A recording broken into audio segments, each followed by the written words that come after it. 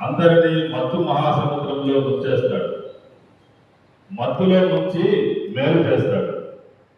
అతడు ముసుగు వీరుడు అందరినీ మత్తు మహాసముద్రంలో ముంచేస్తాడు. మత్తులో నుంచి మేలు చేస్తాడు.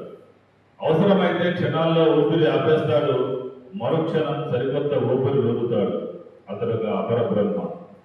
అర్ధరాత్రైనా అపరాత్రైనా అపరాత్రైనా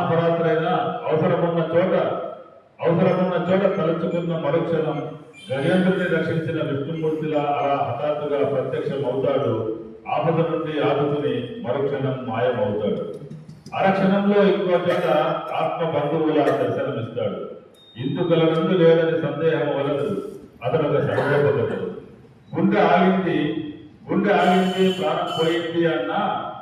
ఆగింది ప్రాణం పోయింది అన్నా తాను తలుచుకుంటే యముణ్ణి ఆమడ దూరంలో ఆపేసి గుండెను శృతి లయలతో నాట్యం చేయించగలడు. అతడు ఒక మృత సంజీవని మూలిక. అతడు లేనిది ఆపరేషన్ అనే మాట లేదు. అతను లేని ఆపరేషన్ రోగికి పరేష.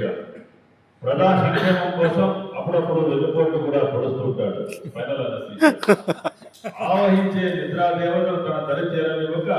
ఆవహించే నిద్రాదేవతలు తన దరి చేరనివ్వక నిర్విరామంగా కృషి చేయగల అలుపెరగని యోధుడాతడు.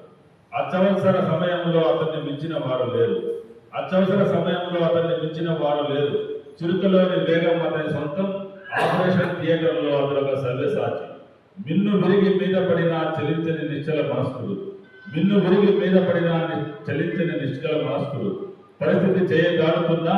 పరిస్థితి చేయి దాడుతున్నా గుండె లోతులలో కాపరాలు గుండె గోడలు దాటి బయటికి రానివ్వడు. స్థితప్రజ్ఞుడు అతడు. తన కర్తవ్యం మరవని కర్మయోగి అతడు.